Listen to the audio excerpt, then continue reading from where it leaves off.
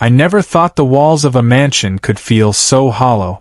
Marble floors, golden chandeliers, fountains that sang in the courtyard, none of it ever sang to me. They were symbols of wealth, yes, but also of silence. Silence that crept in after my mother's death when I was just a boy. My father raised me with discipline, not affection. His voice was like iron, his love hidden behind business meetings and polished shoes. To the world, I was Regsi, the billionaire's son. To myself, I was a prisoner of expectations. Years passed, and I built my own empire abroad. But money has a way of becoming a mirror.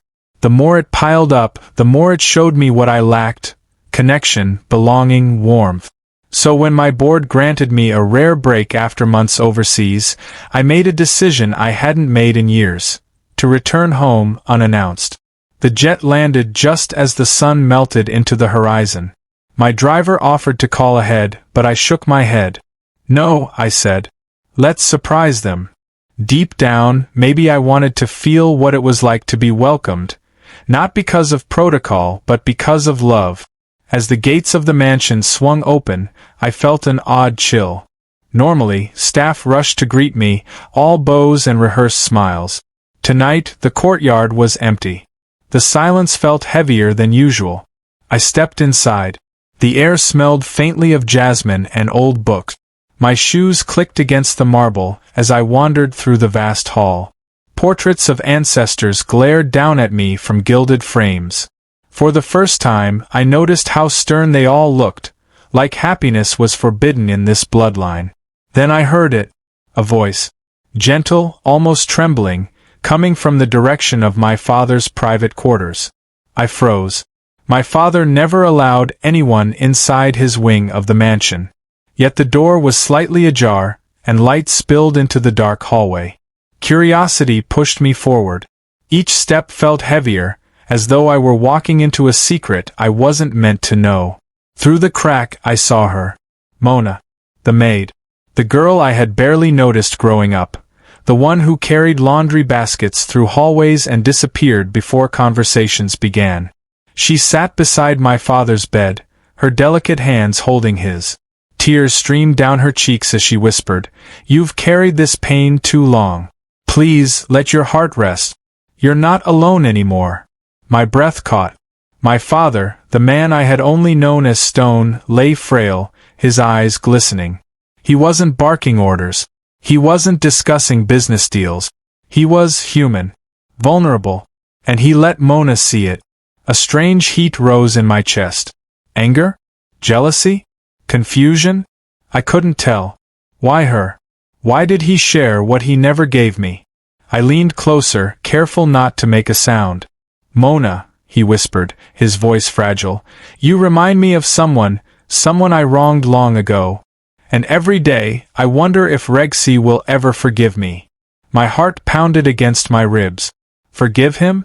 For what? Mona's thumb brushed the back of his hand. "He's your son. Deep down, he longs for you just as you long for him. You still have time." My father's eyes closed, a tear slipping down his cheek. If only he knew the truth about his mother. I felt the ground tilt beneath me. The truth? What truth? My mother died in an accident. That was all I had ever been told. I gripped the doorknob, torn between storming in and holding back. Every instinct screamed to demand answers. Yet something about Mona's trembling sincerity kept me rooted. She leaned closer to my father, whispering words that cut through me like glass. "Don't be afraid. I'll stand by you, no matter what happens. Even if Regsi hates me for it." Hates her? Why would I hate her? The air in the room grew thicker, every breath harder to take. My fists clenched at my sides. For years, I thought I understood my life, my family, my past. But standing there in the shadows, I realized I knew nothing at all. And then it happened. My father opened his eyes again and whispered Mona's name, not with authority, but with tenderness. A tenderness I had prayed for as a child, one I never received. I could no longer hold back. I pushed the door open, and the sound echoed like thunder in the quiet room. Mona gasped, rising to her feet. My father turned his head, shock flashing in his tired eyes. I stood there, my chest heaving, my voice trembling with a storm of emotions. What is going on here? The room fell silent, but inside me, 1,000 questions screamed for answers. And as Mona's tear-stained face met mine, I knew this night was only the beginning. Regsi has just caught Mona and his father in a deeply emotional moment, with hints of a hidden truth about his late mother. The silence after my words was unbearable. Mona stood frozen, her hands still hovering where they had just been clasping my father's. My father's eyes flickered with something I had never seen before: fear. Not of death, not of business failure, but of me. Regsi, he whispered, his voice rasping. You came home early. I took a step forward, my anger barely contained. Yes, father. And clearly at the right time. Care to explain why the maid? I jabbed a finger toward Mona, knows secrets about my mother that I've been denied my whole life. Mona flinched, but didn't lower her gaze. There was strength behind those tear-stained eyes, a strength I wasn't expecting. Sir, please, she began softly, you don't understand. Don't call me sir. I snapped. I deserve the truth. I'm not a child anymore. My father groaned, his frail hand gripping the blanket. Enough, Regsi. Your voice, it cuts deeper than you know. I swallowed hard, but my rage didn't soften. Then tell me, father, what truth have you hidden from me? Why does Mona, know more about my mother than I do? Mona stepped closer, her voice trembling yet firm. Because I was there, Regsi. I've carried the weight of your family's silence for years. And your father trusted me when he trusted no one else. Her words stung like betrayal. Trusted her when he never trusted me. I turned to my father, my voice low, almost breaking. All my life, I believed you were distant because that's who you are. Cold. Unreachable. But now I find out you were capable of warmth. Just not for me. He coughed, his body trembling under the weight of his frailty. Mona rushed to steady him, but I couldn't bear the sight. Don't, I barked. Let him speak for himself. For a long moment, only the sound of his shallow breathing filled the room. Then, with a voice heavy with regret, he said, Your mother's death was not what you were told. The world seemed to stop spinning. My legs felt weak, and I sank into the chair opposite his bed. What are you saying? He closed his eyes, the truth clawing its way from his chest. It wasn't an accident. Your mother, she chose to leave us. And I let you believe otherwise, because I thought I was protecting you. The words hit like a storm. My heart thundered, my throat tightened. My mother chose to leave? Mona knelt beside me, her hand reaching toward mine, though I recoiled. Regsi, please, let him finish. You need to hear it all. My father's voice cracked as he went on. She loved you, but she could not bear the life I built. The walls of this mansion suffocated her. She wanted freedom, love without conditions. I was too proud to admit it, too ashamed to tell you the truth. Tears burned my eyes. My fists clenched until my nails dug into my skin.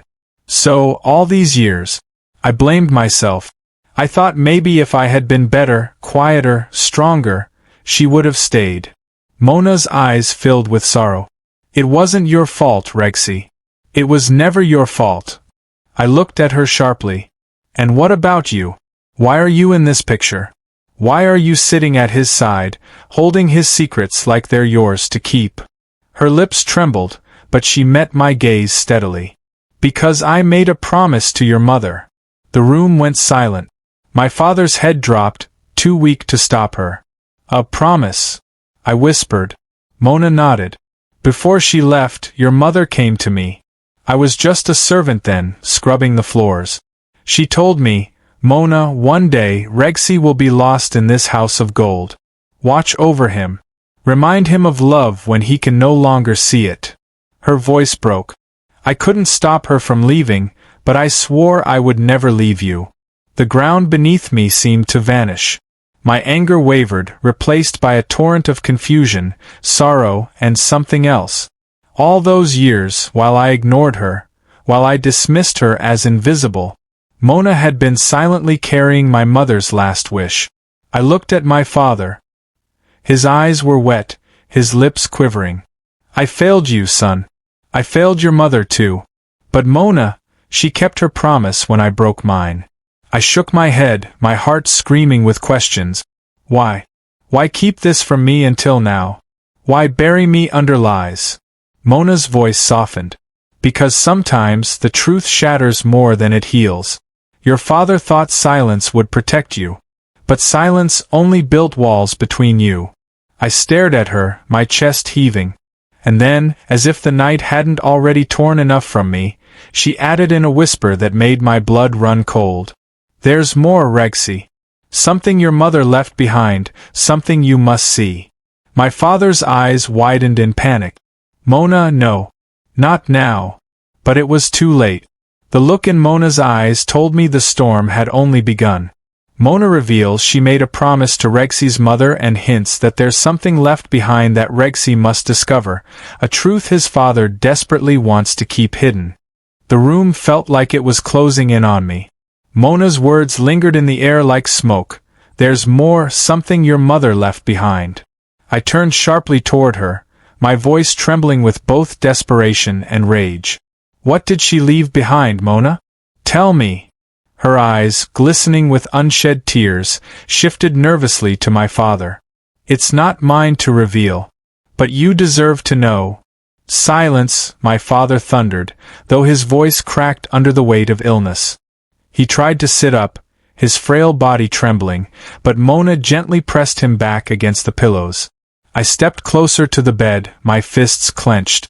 Why are you so desperate to hide this from me, father? What could possibly be so dark that you'd rather I hate you than know it? His eyes burned into mine, heavy with guilt. Because the truth will destroy everything you think you are. It will change the way you see me and yourself. My chest heaved. Then let it. I'm tired of living in lies. For a moment, only the sound of the clock ticking filled the silence. Then Mona whispered, Your mother left letters. Hidden ones. I've kept them safe all these years. Letters. The word echoed in my head like a drumbeat. Proof. Pieces of her I never had. Where? I demanded. Before Mona could answer, the door burst open. My uncle Bernard stormed in, his sharp suit gleaming, his eyes like daggers. He looked at Mona with disgust, then at me with false concern. Rexy, you're back. His smile didn't reach his eyes. What a surprise. I narrowed my gaze. What are you doing here, uncle? I don't remember inviting you into father's private quarters. He waved a dismissive hand. Your father needs someone competent to manage things while he's unwell. And clearly, the staff, his eyes lingered on Mona, has been overstepping their boundaries. Mona stiffened but didn't move away from my father's side. My father's voice, though weak, cut through the tension. Bernard, leave. Now. But Bernard smirked. Why would I? You're barely clinging to life. And this empire, it needs a leader. A real leader. Rexy has been away, drowning in foreign luxuries. And you? You've been wasting your time with a maid's comfort. The venom in his words made my blood boil. Don't you dare speak of her like that. He laughed coldly. Ah, so the prodigal son finally defends the help. How touching. But let's be honest.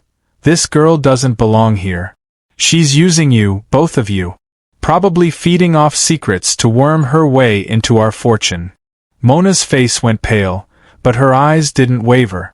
I've given my life to this house. To your brother. To Rexy. Not for money, but for love and loyalty, things you clearly know nothing about. Bernard sneered. Loyalty? Please. A servant's loyalty lasts only as long as the paycheck. Don't be fooled, Rexy. She'll betray you the moment you let her in. His words echoed with poison, but deep down, I remembered every silent kindness Mona had shown, the warm meal she left outside my door when I locked myself away, the gentle way she picked up my broken toys when father had scolded me. She had always been there, unseen, unthanked. Still, doubt clawed at me. Mona, Why didn't you ever tell me? Why keep all of this hidden, watching me drown in questions?" Her voice broke. "Because I was afraid. Afraid you'd hate me for knowing the parts of your mother you didn't. Afraid your father would cast me out. But I couldn't leave you. Not when I promised her I wouldn't." Bernard clapped his hands slowly, mockingly. "Beautiful story. Almost believable. But let's not forget, your mother ran away, Rexy.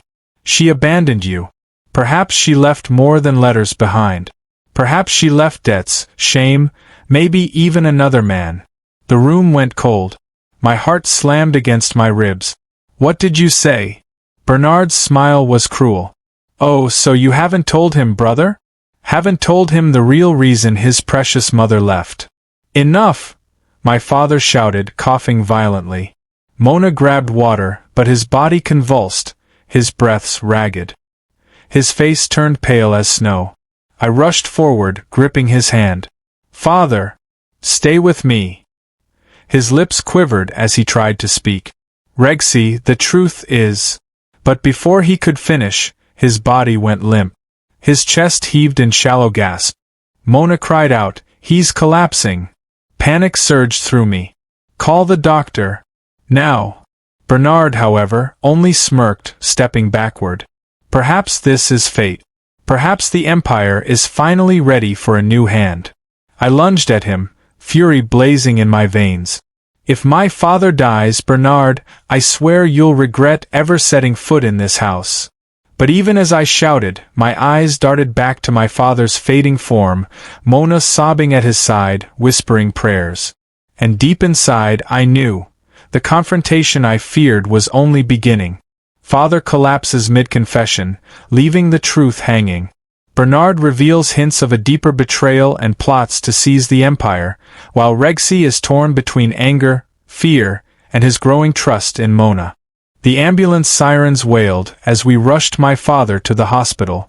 I sat in the corner of the van, gripping his cold hand, praying to a God I wasn't even sure I believed in anymore. Mona sat across from me, whispering softly, "Hold on, please hold on." In those moments, the Empire, the fortune, even Bernard's smirk, it all meant nothing. The only thing that mattered was not losing the man I had hated, yet still needed. Hours later, after endless pacing in sterile white hallways, a doctor finally emerged. His face was grim but calm. "He's stable for now. But his heart is weak. Prepare for the days ahead. He doesn't have long." My knees buckled, and Mona caught my arm before I collapsed. For the first time, I didn't push her away. Her presence steadied me like an anchor in a storm. When we were allowed into the room, my father lay pale but conscious. His eyes met mine with an unfamiliar softness. "Rexy," he whispered. I leaned forward, my throat tight. "Don't speak. Save your strength." He shook his head. "Strength means nothing if truth dies with me." His trembling hand reached for mine, then for Mona's. "I must finish what I began." I braced myself, my chest pounding. "Your uncle was right about one thing," he said, voice heavy with regret. "Your mother did find love elsewhere. She met a man who offered her the freedom I couldn't give. But what your uncle will never understand is that she didn't leave you out of abandonment. She left to protect you from me." I froze. "Protect me? From you?" Tears glistened in his tired eyes. I was consumed by power, blind to love. I treated her as an ornament in my empire, not as a woman with dreams. She feared you would grow to be like me, hard, cold, loveless. So she begged me to change. I refused. And when she left, I lied to you, because I couldn't bear you seeing me as a monster. The words pierced through every wall I had built around my heart. All those years of resentment, all those nights wondering why I wasn't enough, it wasn't my fault. It was his pride. Mona's hand tightened around mine. "Your mother's letters, they're not about betrayal. They're about love. She wrote about you, Rexy. Every single one is a prayer that you'd grow into a man of kindness, not wealth." I turned to Mona, my voice breaking. "You've carried this for me all these years. Why?" Her eyes shone with quiet strength. Because love doesn't count coins or bloodlines. I made a promise to your mother, but over the years, I also made one to myself, to see you become the man she believed you could be. In that moment, something inside me shifted. The mansion, the empire, the cold weight of gold, it all seemed meaningless compared to the warmth in her voice. But before I could speak, the door burst open. Bernard stormed in with 2 lawyers at his side. "Enough of this melodrama," he barked. "The company board has voted. With your father incapacitated, I am taking control." I rose to my feet, fire coursing through my veins. "Over my dead body." He smirked. "You're too emotional, Rexy. Too naive. This maid has filled your head with nonsense. She's manipulating you, just as your mother manipulated your father." I stepped closer, my voice low but sharp. "You think loyalty is weakness, Bernard. But loyalty is strength. Mona has shown more honor scrubbing these floors than you ever have in a boardroom." His smirk faltered. Mona then pulled something from her bag, a bundle of worn envelopes tied with ribbon. "Your mother's letters," she said, holding them high. "And in them, she names who she wanted to inherit not just this empire, but her values. It wasn't Bernard. It was Rexy." The room went silent. Bernard lunged forward, trying to snatch them, but I blocked him. Rage burned in me, but it was different now, not the blind rage of anger, but the righteous fire of justice. "You've stolen enough, Uncle. From this family. From me. From the truth." I stepped closer, my voice shaking the air. "It ends tonight." Security, summoned by the commotion, entered the room. With evidence from the letters and my father's weak but firm statement, Bernard was escorted out, his protests echoing down the hall. When the door closed, I turned back to my father. He smiled faintly, peace softening his worn face. "You've become the man your mother dreamed of. I can rest now." Tears blurred my vision. "Don't talk like that. Stay with me." But his hand only tightened around mine and Mona's. "Promise me, don't measure your worth in gold. Measure it in love. Let Mona show you the life I denied." And with that, his eyes closed. His chest rose once, then fell. Silence filled the room, except for Mona's quiet sobs and the sound of my own breaking heart. Days later, after the funeral, I stood before the company board, not as a cold heir, but as a son reborn. I announced reforms, charity projects, scholarship. Wealth would no longer be chains of pride, but tools of kindness. Beside me stood Mona, not as a maid, but as my equal, my partner, my love. Looking out at the crowd, I heard my father's voice in my memory. "Don't judge love by status, judge it by soul." And for the first time, I finally understood what it meant to be truly rich. Money can build empires, but only love and humility can build lives worth living. True wealth is not measured by what you own, but by the hearts you touch.